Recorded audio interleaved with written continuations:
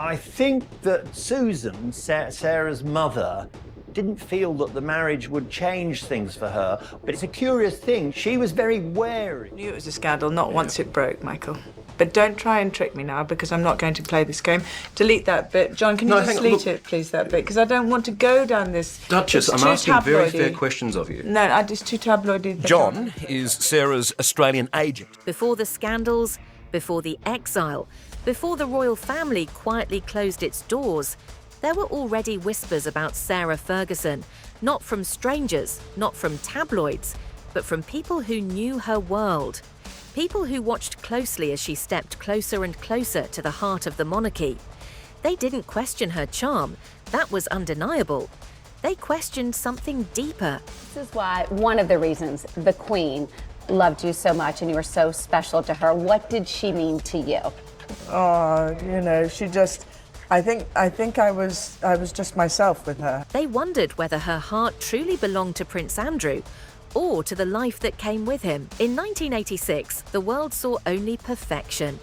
Westminster Abbey was filled with royalty, tradition and history as Sarah walked down the aisle in a breathtaking gown, smiling with confidence and excitement.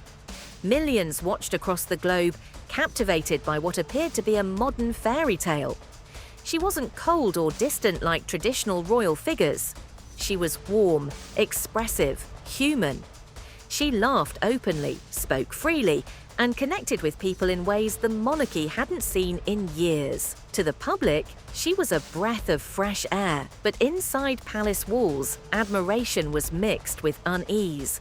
Royal courtiers observed her closely. They saw a woman who didn't naturally follow royal restraint.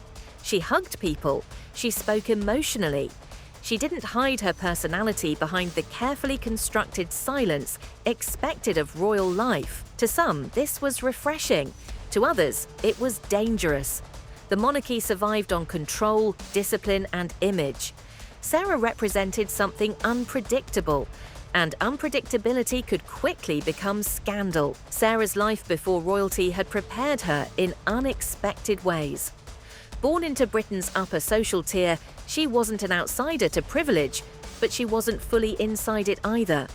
Her father's connections kept her close enough to royalty to understand its importance. She grew up observing status, influence, and power from a distance. She understood how the system worked. She understood what it meant to enter that world and what it could offer. When she reconnected with Prince Andrew as an adult, their bond formed quickly. Andrew was under pressure. The Queen wanted stability for her son.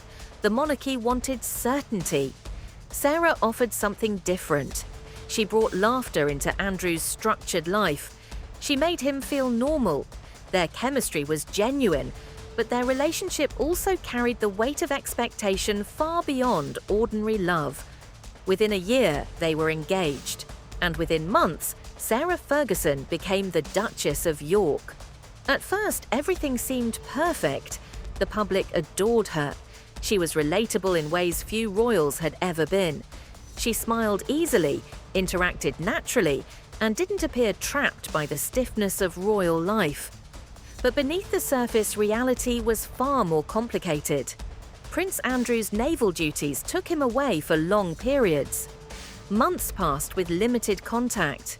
Sarah found herself alone inside an institution that demanded perfection but offered little emotional support. She was surrounded by staff, tradition, and scrutiny, but isolated from normal life. Loneliness began to take its toll. Every move she made became a headline. Every decision became a subject of criticism. Her personality, once celebrated, began to be seen as excessive. Palace officials worried she attracted too much attention. They feared she didn't fully understand the consequences of royal visibility. Slowly, concern turned into quiet frustration. The media, once supportive, became ruthless. Stories began to circulate about her lifestyle, her spending, her friendships. Whether fair or exaggerated, the damage was real. Her image began to shift from beloved newcomer to potential liability.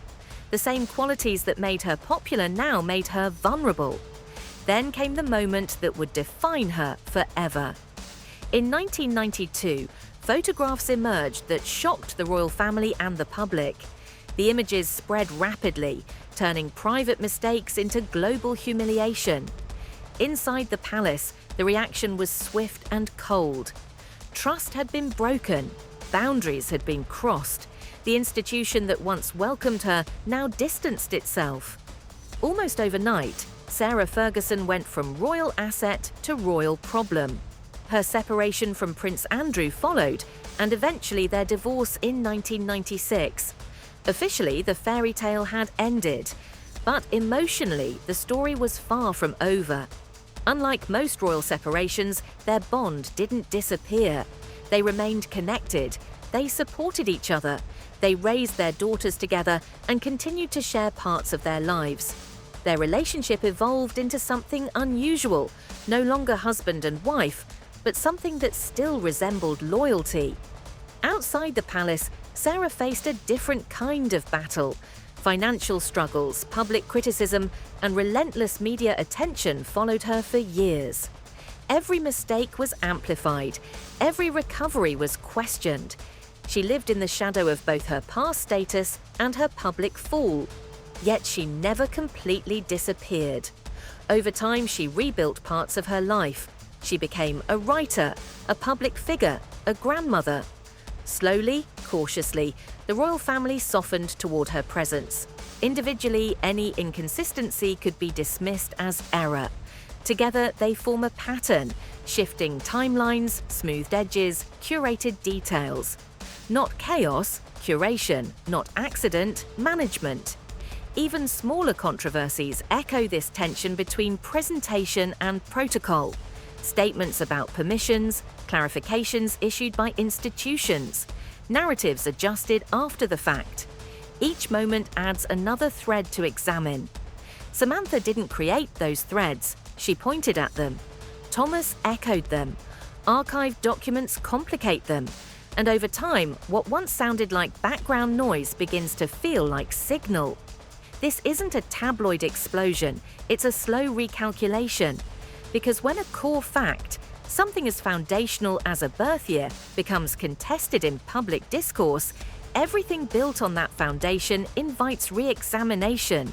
Identity, career trajectory, personal narrative, institutional interactions. Hollywood thrives on reinvention. Royal institutions rely on documentation. Meghan Markle stood at the crossroads of both, where branding and biography intersect. And time has a way of testing which details endure. Ink may fade, headlines may shift, but records remain. Arithmetic remains, memory remains. The truth rarely shouts, it waits. For years, Samantha's voice was easy to ignore. Now, people are looking not because she demanded it, but because the story itself no longer holds its shape as tightly as it once did. When an illusion cracks, it doesn't explode, it fractures quietly. And once a crack is visible, it cannot be unseen.